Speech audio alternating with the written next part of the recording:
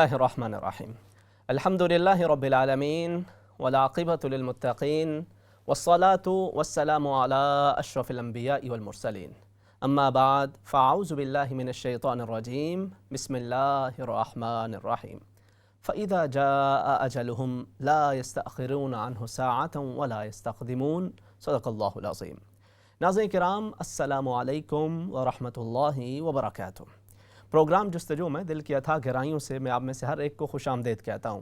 امید کرتا ہوں آپ تمام احباب بخیر و عافیت ہوں گے، اور یہ دعا کرتا ہوں کہ اللہ کریم آج کی رات اور آنے والے دن کے ہر طرح کے شر سے ہم میں سے ہر ایک کی حفاظت فرمائے، اور اللہ کریم آج کی رات اور آنے والے دن کی ہر طرح کی خیر و برکت سے ہم سب کو حصہ نصیب فرمائے۔ جو زندگی گزر چکی اس میں ہونے والی خطاؤں کو اللہ رب العزت معاف فرمائے، اور آئندہ آنے والی زندگی کو اللہ رب العزت ہر طرح کی محتاجیوں، بے سکونیوں، بیماریوں سے بچاتے ہوئے خیر و عافیت، صحت، تندرستی، سلامتی، ایمان اور منفعت والا بنائے۔ ناظرین کرام، ایک جاننے والے تھے، ان کا کچھ عرصہ قبل ان کے گھر کے اندر ایک افسوسناک واقعہ پیش آیا۔ ان کی اہلیہ کا انتقال ہوا۔ یہ جب کرونا کے دن چل رہے تھے تو اسی دوران ان کی اہلیہ کا انتقال ہو گیا، تو اس دوران جانے کا موقع نہ مل سکا۔ کچھ وقت گزرنے کے بعد میں ان کے ہاں گیا تعزیت کے لیے، تو تعزیت کرنے کے لیے ان کے پاس بیٹھا تھا۔ وہ اپنا دکھ بھرا حال بتاتے بتاتے رونا شروع ہو گئے، اور روتے بھی اس طرح سے چلے گئے کہ ان کے آنسو تھمنے کا نام نہیں لے رہے تھے، سسکیاں باندھ رہے تھے، اور پھر ان کے اس غم، اس کرب کے اندر اضافہ ہوتا چلے جا رہا تھا۔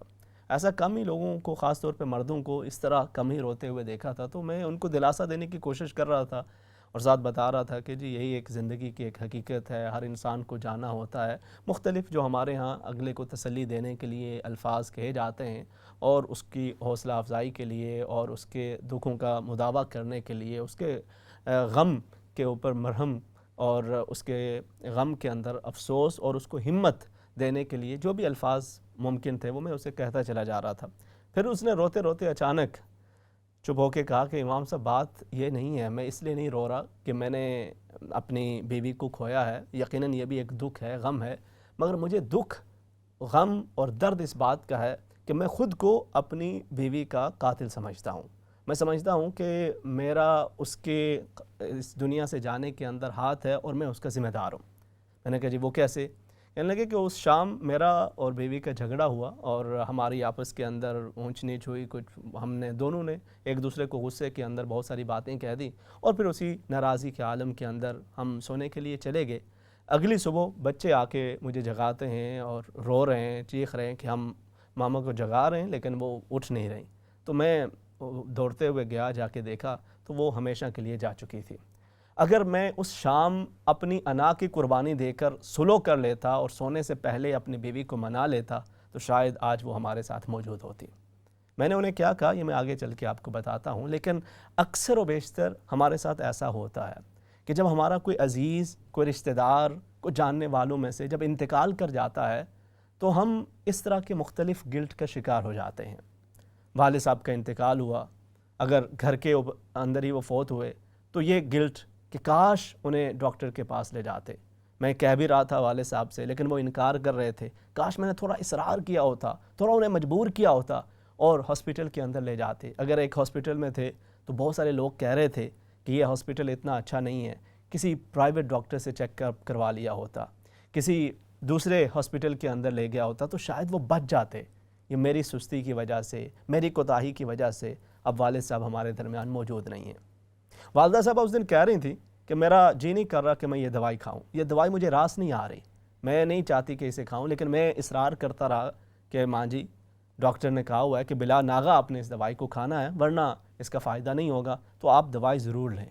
میں نے انہیں مجبور کیا، انہوں نے دوائی کھائی، اس کے چند ہی منٹ کے بعد ان کی حالت غیر ہونا شروع ہو گئی، اور پھر دیکھتے ہی دیکھتے وہ ہماری آنکھوں کے سامنے اس دنیا سے چل بسیں۔ کاش میں نے والدہ سے اصرار نہ کیا ہوتا، کاش میں نے انہیں مجبور نہ کیا ہوتا، کاش وہ دوائی اس دن میں نے ان کو نہ کھلائی ہوتی، کاش میں وہاں پہ موجود نہ ہوتا تو آج والدہ ہمارے ساتھ موجود ہوتیں اور ہمیں ان کا یہ صدمہ نہ دیکھنا پڑتا۔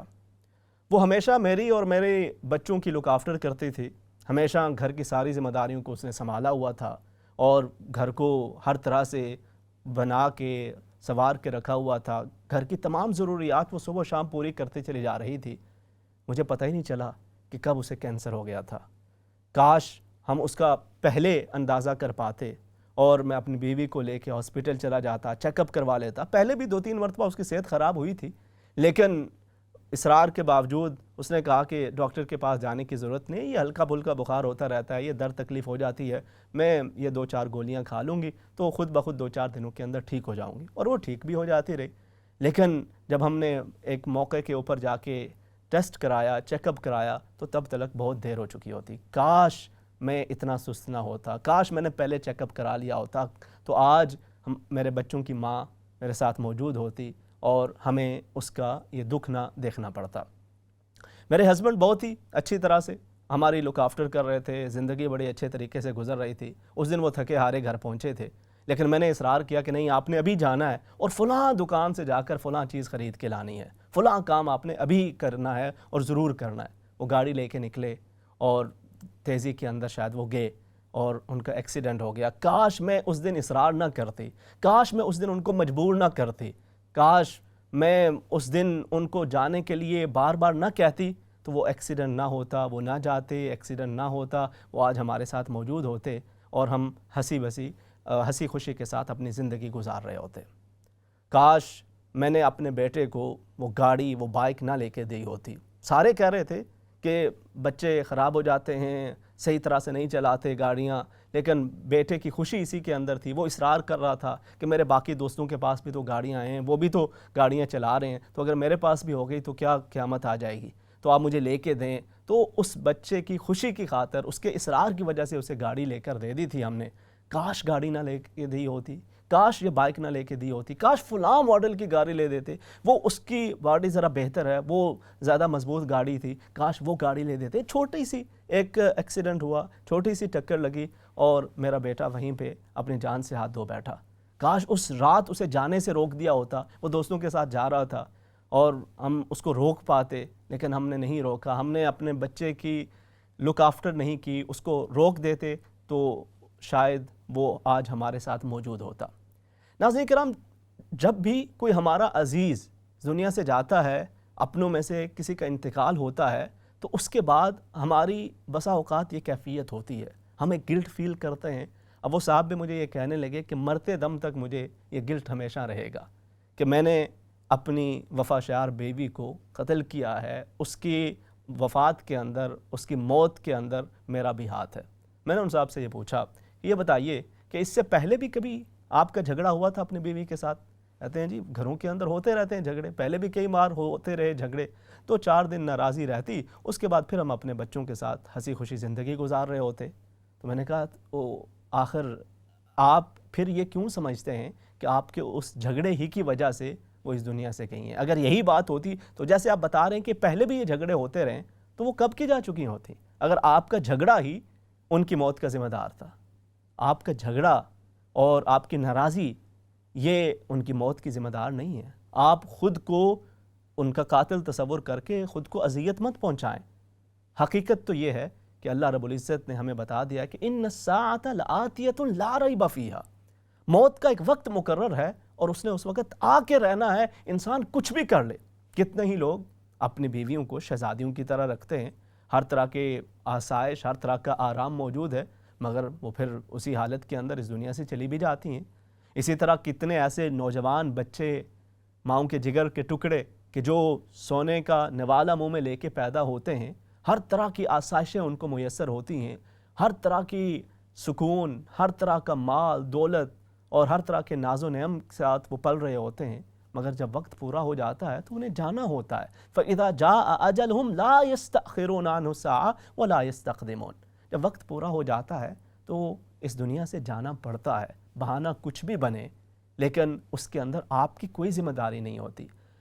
ایک عزیز کا اس دنیا سے چلے جانا یہ خود بہت بڑی تکلیف والی بات ہوتی ہے، یہ بہت بڑی اذیت والی بات ہوتی ہے، لیکن اس کے جانے کے بعد آپ خود کو تانا دیتے رہیں، اندر ہی اندر خود کو کوستے رہیں کہ کاش یہ کر لیا ہوتا، کاش ایسا نہ کیا ہوتا۔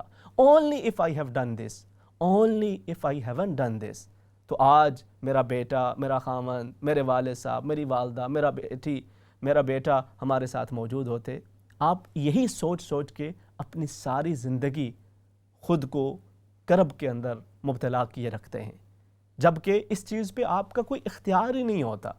حضرت سلیمان علیہ السلام کو اللہ رب العزت نے ایسی بادشاہت عطا فرمائی تھی کہ ملک لا ینبغی لأحد من بعدی، کہ ویسی بادشاہت کسی اور کو نہ ملی تھی۔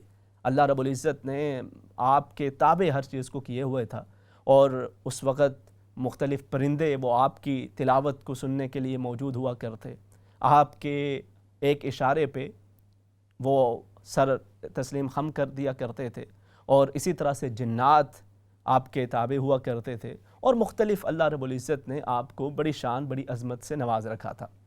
آپ کی مجلس کے اندر ایک ایسا وزیر تھا کہ جو آپ سے پہلے حضرت داؤد علیہ السلام کی مجلس کے اندر بھی وزیر ہوا کرتا تھا۔ تو عمر رسیدہ انسان تھا، اور کافی عرصے سے وہ حضرت داؤد علیہ السلام کے ساتھ رہا، اور پھر حضرت سلیمان علیہ السلام کے وزیروں کے اندر بھی وہ شامل تھا۔ ایک روز حضرت سلیمان علیہ السلام اپنی مجلس کے اندر تشریف فرما تھے کہ ایک اجنبی شخص آیا، کچھ دیر حضرت سلیمان علیہ السلام کے پاس رہا، اور پھر اس کے بعد وہ چل دیا۔ اس کے جانے کے بعد وہ وزیر بڑا گھبرایا ہوا حضرت سلیمان علیہ السلام کے پاس حاضر ہوا، اور اس نے عرض کیا کہ یا اللہ کے نبی، یہ کون شخص تھا کہ جو آیا ہے کہ اس نے مجھے اس طرح سے گھور کے دیکھا ہے کہ میرا وجود خوف سے لرز اٹھا ہے، مجھے ضرور بتائیے کہ یہ کون تھا۔ نے فرمایا گھبرانے کی کون سی ایسی بات ہے، وہ ملک الموت تھے، میرے پاس آئے، ملاقات کے لیے آئے، کچھ بات چیت کی اور چل دیے۔ کہا نہیں، وہ آپ کے پاس نہیں، وہ در حقیقت میری وجہ سے آئے تھے، وہ میری روح کو قبض کرنا چاہتے ہیں، اور جس طرح سے انہوں نے مجھے دیکھا ہے، مجھے ان کا اندازہ یہ ہوا کہ وہ جلد از جلد میری روح کو قبض کرنا چاہ رہے ہیں۔ تو آپ مجھ پہ مہربانی کیجئے، ہوا آپ کے تابع ہے، ہوا کو حکم دیجئے کہ مجھے یہاں سے ہزاروں میل دور ہند کے اندر پہنچا دے تاکہ میری جان بچ جائے۔ حضرت سلیمان علیہ السلام انہیں سمجھاتے ہوئے جاتے رہے، مگر انہوں نے کہا کہ میں آپ کو اللہ کی قسم دیتا ہوں، اللہ کا واسطہ دیتا ہوں کہ آپ ہوا کو حکم دیجئے کہ وہ مجھے یہاں سے ہزاروں میل دور لے جائے۔ حضرت سلیمان علیہ السلام نے ہوا کو حکم دیا، اس وزیر کو ہوا نے وہاں سے ہزاروں میل دور پہنچا دیا۔ اگلے دن دوبارہ ملک الموت حضرت سلیمان علیہ السلام سے ملنے کے لیے آتے ہیں، تو آپ نے فرمایا کہ کل آپ نے ہمارے ایک وزیر کو پریشان کر دیا تھا۔ عرض کیا کہ میں نے انہیں پریشان نہیں کیا تھا، بلکہ میں حیرت سے انہیں دیکھ رہا تھا۔ کہا کس بات کی حیرت؟ کہا مجھے حکم یہ تھا کہ کل مقررہ وقت پر میں نے یہاں سے ہزاروں میل دور ان کی روح کو قبض کرنا تھا، اور میں حیرت سے دیکھ رہا تھا کہ ابھی سے کچھ دیر بعد اس شخص کی روح وہاں پہ قبض کرنے کا حکم ہے، اور یہ ابھی تک یہاں پہ موجود ہے، تو کس طرح سے یہ امر مکمل ہوگا؟ تو فرمایا پھر کیا ہوا؟ کہا جب میں وقت مقررہ پہ وہاں پہ پہنچا تو دیکھا کہ گویا وہ میرا انتظار کر رہا تھا۔ فَإِذَا جَاءَ أَجَلُهُمْ لَا يَسْتَأْخِرُونَ سَاعَةً وَلَا يَسْتَقْدِمُونَ۔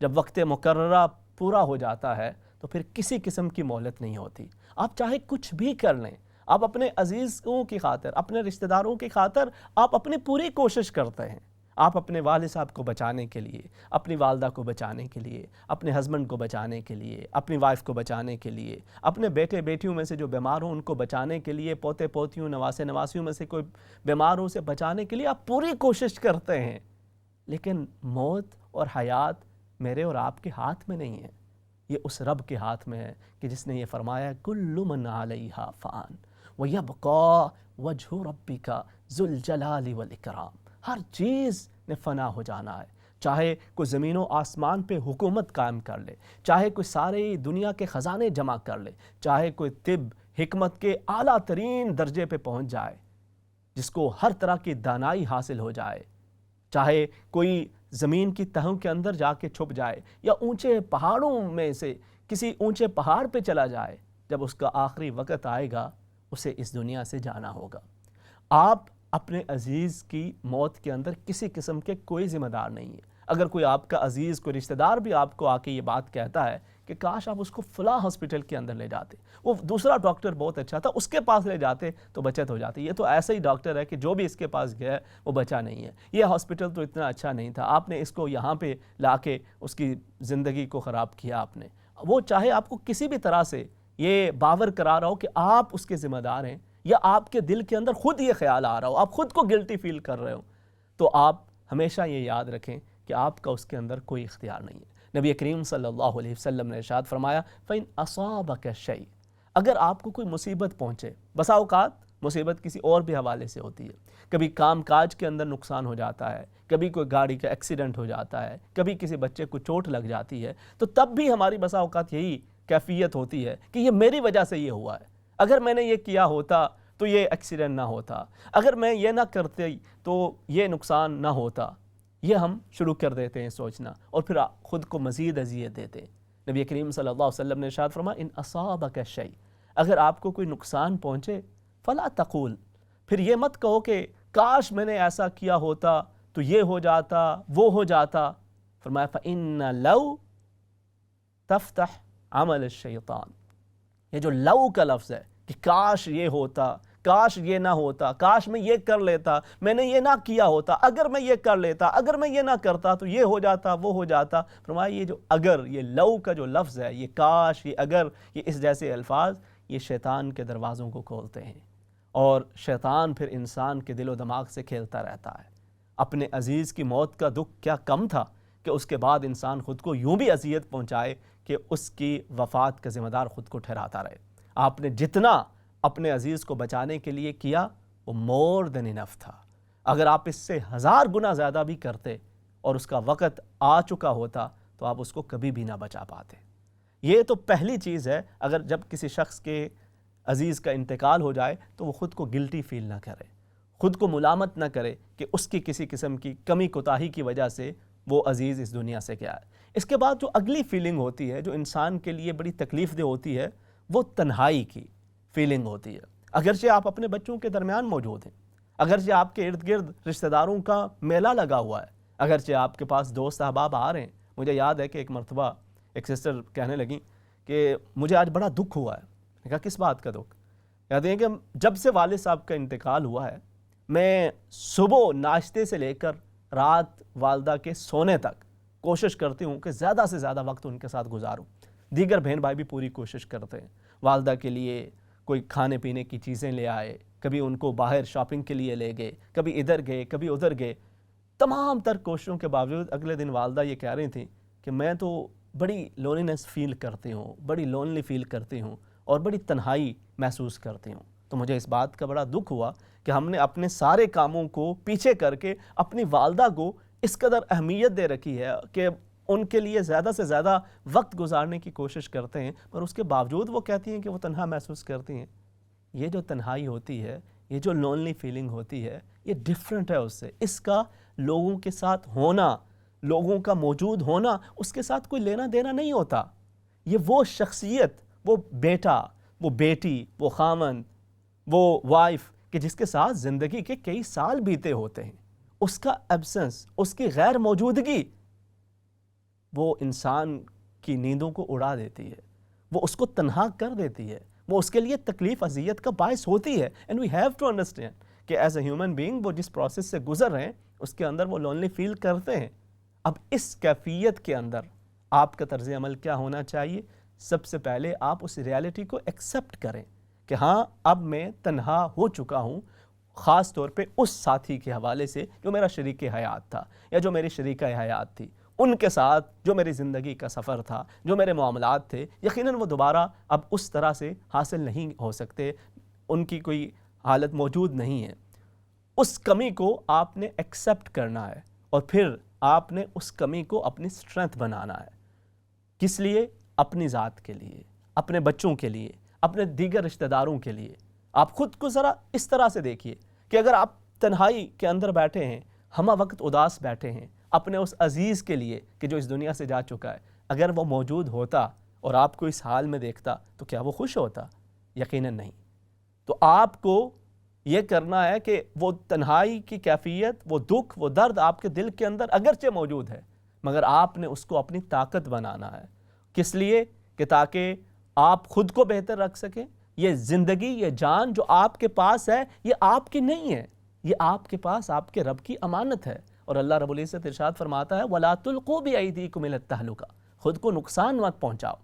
اگر آپ کا کوئی عزیز انتقال کر گیا ہے، یقیناً آپ کو تکلیف بھی ہے، آپ تنہائی بھی فیل کر رہے ہیں، آپ کو صدمہ بھی ہے، مگر اس صدمے کی کیفیت کے اندر آپ خود کو نقصان نہ پہنچائیں، خود کو مضبوط کرنے کی کوشش کریں اور اپنی اس تکلیف، اپنی اس تنہائی کو آپ اس طرح کی ایکٹیویٹیز کے اندر آپ لگا لیں۔ میں یہ نہیں کہہ رہا کہ آپ اس کو ہمارے ہاں ہوتا یہ ہے کہ جب کسی عزیز کا انتقال ہو جاتا ہے تو اس کے بعد جو ایک تو وہ پہلی چیز گلٹ فیل جو انسان کو ہوتا ہے وہ بڑا تکلیف دہ ہوتا ہے، پھر تنہائی کی کیفیت اس کے لیے بڑی تکلیف دہ ہوتی ہے۔ دن بھر بے شک لوگ ساتھ رہیں مگر پھر اسے خیال آتے ہیں، وہ لمحات جو ساتھ ساتھ گزرے ہوتے ہیں وہ ساری چیزیں انسان کے سامنے ہوتی ہیں۔ ہر کسی، کوئی اپنے گرینڈ فادر کو یاد کرتے ہوئے اس کے ساتھ اگر بڑی کلوز ہو، کوئی اپنے گرینڈ چلڈرن کو یاد کرتے ہوئے کلوزنس ہوتی ہے، تو وہ چیزیں ہیں۔ کوئی اپنے بھائی کو، کوئی اپنی بہن کو، ہر ایک کی اپنی جگہ ہوتی ہے نا زندگی کے اندر۔ تو جب وہ جگہ خالی ہوتی ہے تو انسان اس کو پوری شدت سے محسوس کرتا ہے۔ اور اس کے بعد پھر اگلی چیز کیا ہوتی ہے، جب لوگ آ کے ہمیں یہ کہتے ہیں نا کہ بھول جائیں، forget about it, move on، تو اور زیادہ تکلیف ہوتی ہے۔ ہم تو یہ سمجھتے ہیں کہ ہم اگلے کو مضبوط کرنا چاہ رہے ہیں، ہم اگلے کو دلاسا دینا چاہ رہے ہیں، ہم اگلے کی ہمت بڑھا رہے ہیں۔ کیسے ہمت بڑھا رہے ہیں؟ آپ کیسے اسے کہہ رہے ہیں کہ اپنے بھائی کو بھول جاؤ، اپنے باپ کو بھول جاؤ، اپنی والدہ کو بھول جاؤ، اپنے خاوند کو، اپنی بیوی کو بھول جاؤ کہ جن کے ساتھ زندگی کے اتنے سال گزرے ہیں، جن کے ساتھ اتنی اچھی یادیں ہیں، آپ ان کو کیسے کہہ رہے ہیں کہ ان کو بھلا دیں، ان کو بالکل ذہن سے فراموش کر دیں؟ ان کو فراموش کر کے وہ کیسے خوش رہ سکتا ہے؟ فراموش کرنا مقصود نہیں ہے۔ نبی کریم صلی اللہ علیہ وسلم حضرت خدیجہ الکبریٰ رضی اللہ تعالی عنہا کو زندگی کے آخری دنوں تک آپ انہیں یاد کرتے رہے، آپ ان کی اچھائیوں کو یاد کرتے رہے، آپ ان کے ساتھ اچھے گزرے ہوئے لمحات کو یاد کرتے رہے۔ سو what's the solution؟ ہمیں کیا کرنا چاہیے اس کے اندر؟ آپ اس یاد کو، آپ ان کی اچھی یادوں کو اپنی مضبوطی بنائیں، اپنی طاقت بنائیں۔ آپ ان اچھی یادوں کے ساتھ یہ کوشش کریں کہ ان کی طرف سے کچھ اچھے کام اپنی زندگی کے اندر لے آئیں۔ میں ایک مثال دیتا ہوں بغیر کسی پولیٹکس وغیرہ کے۔ ایک بہت بڑی مثال ہمارے سامنے موجود ہے، عمران خان۔ وہ اپنی والدہ کے انتقال کے بعد ان کو ایک بہت بڑا دکھ تھا، ایک بہت بڑی تکلیف تھی، ایک بہت بڑا کرب تھا۔ تو انہوں نے کیا کیا؟ ان کی والدہ کا انتقال ہوا کینسر کی اس وجہ سے، تو انہوں نے کیا کیا کہ اپنی والدہ کے نام پہ انہوں نے ایک ہاسپٹل قائم کر دیا۔ ماں کو وفات کے بعد بھولا نہیں ہے اور بھلایا جا نہیں سکتا، مگر انہوں نے اپنے لیول پہ یہ کام کیا کہ ماں کو اس طرح سے ہمیشہ کے لیے یادوں کے اندر اس طرح سے زندہ کر دیا کہ اب وہ اپنی والدہ کو یاد کرتے ہیں، اگرچہ وہ دکھ بھی ہوتا ہے لیکن ساتھ ساتھ آپ کو ایک سکون ملتا ہے کہ آپ نے اپنی ماں کے لیے اتنا اچھا کام کر دیا۔ انہوں نے اپنے لیول پہ کیا، آپ اپنے لیول پہ کیجئے۔ آپ اپنے استطاعت کے مطابق آپ سے جو ہو سکتا ہے آپ اپنے ہسبینڈ کے لیے، اپنی وائف کے لیے، اپنے بھائی کے لیے، اپنی بہن کے لیے کوئی ایسی لیگیسی قائم کر دیجئے، کچھ ایسا اچھا کر دیجئے کہ جب آپ کو ان کی یاد ستائے اس کے ساتھ ساتھ آپ کے دل کو سکون بھی ملے کہ جانا تو سبھی نے ہے لیکن الحمدللہ میں نے اپنے خاوند کو، اپنی بیوی کو، اپنے گرینڈ فادر کو، اپنے بیٹے کو، اپنی بیٹی کو، اپنے بھائی کو، اپنی بہن کو لوگوں کے دلوں سے محو نہیں ہونے دیا۔ میں نے اس کے لیے فلاں نیکی کا کام جاری کر دیا ہے۔ اب یہ نیکی کا کام جاری رہے گا اور اس کے ساتھ ساتھ اس کو اس کے قبر کے اندر اس کا فائدہ ملتا رہے گا اور آپ کا دل سکون پاتا رہے گا۔ حضرت خدیجہ الکبریٰ رضی اللہ تعالی عنہا کی سہیلیاں جب آیا کرتی تھیں، اب آپ کے جاننے والوں میں سے کوئی آ جایا کرتا تھا تو نبی کریم صلی اللہ علیہ وسلم ان کے ساتھ بہت زیادہ حسن سلوک کیا کرتے تھے۔ جب ایک موقع کے اوپر کچھ قیدی نبی کریم صلی اللہ علیہ وسلم کی خدمت میں لائے گئے تو ان قیدیوں میں حضرت زینب رضی اللہ تعالی عنہا کے شوہر ابو العاص بھی موجود تھے۔ اور اب جب چونکہ نبی کریم صلی اللہ علیہ وسلم کے ساتھ ان کا یہ تعلق، یہ رشتہ تو موجود تھا، جب لوگوں نے ان لوگوں کو یہ بتایا، مشرکین مکہ نے، کہ جنہوں نے نبی کریم صلی اللہ علیہ وسلم کی بنات مطہرات سے شادیاں کر رکھی تھی، کہ یہ محمد صلی اللہ علیہ وسلم اپنے دین سے پھر گئے تو ان کی بیویوں کو، ان کی بیٹیوں کو طلاق دے دو تاکہ انہیں اور خدیجہ رضی اللہ تعالیٰ عنہا کو تکلیف پہنچے، تو باقی صاحبزادیوں کو طلاق دے دی گئی تھی۔ حضرت سیداتنا فاطمہ الزہرا رضی اللہ تعالیٰ عنہا تو چھوٹی تھی لیکن حضرت ام کلثوم رضی اللہ تعالیٰ عنہا اور ان کی دوسری جو ہمشیرہ تھیں ان کو طلاق دے دی گئی تھی، اور حضرت زینب رضی اللہ تعالیٰ عنہا ان کو طلاق نہیں دی۔ ابو العاص انہوں نے کہا کہ میں نے طلاق نہیں دینی۔ تو یہ چیز مشرکین کے ذہن میں تھی. تو جب دیگر قیدیوں کے لیے مختلف چیزیں پیش کی گئیں اور مختلف چیزیں بھیجی گئیں، ان کی رہائی کے لیے کسی نے کچھ نہیں بھیجا. تو حضرت زینب رضی اللہ تعالی عنہا نے ایک ہار نبی کریم صلی اللہ علیہ وسلم کی خدمت میں پیش کیا. وہ ایک باکس کے اندر بند تھا. نبی کریم صلی اللہ علیہ وسلم نے جب اس باکس کو کھولا تو آپ کی آنکھوں سے آنسو روا ہو گئے. صحابہ کرام رضوان اللہ تعالی علیہم اجمعین ارد گرد موجود تھے. تو انہوں نے یہ دیکھ کر عرض کیا کہ یا رسول اللہ صلی اللہ علیہ وسلم، آپ کے چشمان مبارکہ سے یہ آنسو کیوں روا ہیں؟ تو نبی کریم صلی اللہ علیہ وسلم نے فرمایا کہ اے میرے صحابہ، میری بیٹی کے ہسبینڈ خامد، ان کی رہائی کے لیے مشرکین مکہ نے کچھ بھی نہیں روانہ کیا، کیونکہ انہیں میرا ان کے ساتھ رشتے کا علم ہے. تو میری بیٹی نے اپنے خامد کی رہائی کے لیے جو چیز بھیجی ہے وہ ایک ایسی چیز ہے کہ جو ایک بیٹی کو اپنی ساری جمع پونجی سے سب سے زیادہ عزیز ہوا کرتی ہے. یہ وہ ہار ہے کہ جو شادی والے دن ان کی والدہ خدیجہ الکبریٰ رضی اللہ تعالی عنہا نے اپنی بیٹی زینب کو دیا تھا. یہ عظیم ترین اور سب سے پسندیدہ ترین چیز آج انہوں نے بھیجی ہے، اور مجھے یہ ہار دیکھ کر خدیجہ رضی اللہ تعالی عنہا کی یاد آ رہی ہے. آقا کریم صلی اللہ علیہ وسلم کی چشمان مبارکہ سے آنسو رواں تھے. آپ نے فرمایا اگر تم یہ چاہو تو میں یہ ہار واپس لوٹا کر ابو العاص کو بھی ہم واپس بھیج سکتے ہیں. تو نبی کریم صلی اللہ علیہ وسلم کے صحابہ کرام رضوان اللہ تعالی علیہم اجمعین نے اس پہ رضامندی کا اظہار کیا اور اس طرح سے انہیں واپس لوٹایا گیا. تو نبی کریم صلی اللہ علیہ وسلم حضرت سیدتنا خدیجہ الکبریٰ رضی اللہ تعالی عنہا کو ہر موقع پہ یاد رکھا کرتے تھے. کسی کے جانے کے بعد اسے یا اس طرح سے یاد رکھنا کہ آپ گلٹ فیل کرتے رہیں کہ آپ کی کسی کوتاہی کی وجہ سے، کسی کمی کی وجہ سے اس کی جان چلی گئی. اگر آپ یہ کر دیتے تو یہ ہو جاتا، اگر آپ یہ نہ کرتے تو یہ ہو جاتا، یا اس کی جان اس طرح سے بچ سکتی تھی یا اس طرح سے بچ سکتی تھی، اور آپ خود کو گلٹی محسوس کرتے رہیں، یہ بھی رویہ غلط ہے. کوئی آپ کو یہ کہتا ہے کہ بالکل اسے فراموش کر دیں تو یہ بھی غلط ہے. بہترین طریقہ یہ ہے کہ آپ ان کی طرف سے کچھ ایسے کام کر دیں زندگی کے اندر جو آپ اپنی استطاعت، کوئی ضروری نہیں ہے، ہر بندے کی اپنی اپنی استطاعت ہوتی ہے، وہ آپ کرتے جائیں تاکہ پھر آپ جب بھی ان چیزوں کو دیکھیں تو آپ کے دل کو سکون ملے کہ ظاہر ہے زندگی اور موت تو آپ کے اختیار میں نہیں، مگر جو آپ کے بس میں تھا وہ آپ نے اپنے مرحوم کی طرف سے کر دیا. یہ آپ کے دل کو سکون بھی دے گا اور اس سے آپ کو طاقت بھی ملے گی، اور آپ کے غم، آپ کے دکھ کی کیفیت کے اندر کچھ کمی بھی واقع ہو جائے گی. اللہ رب العزت آپ کے دکھوں تکلیفوں کا مداوع فرمائے، آپ کے مرحومین کی بخش و مغفرت فرمائے، اور آپ میں سے جو بیمار ہیں اللہ رب العزت انہیں صحت، تندرستی، سلامتی نصیب فرمائے. آمین بجاہ النبی الامین وآخر دعوانا ان الحمد للہ رب العالمین.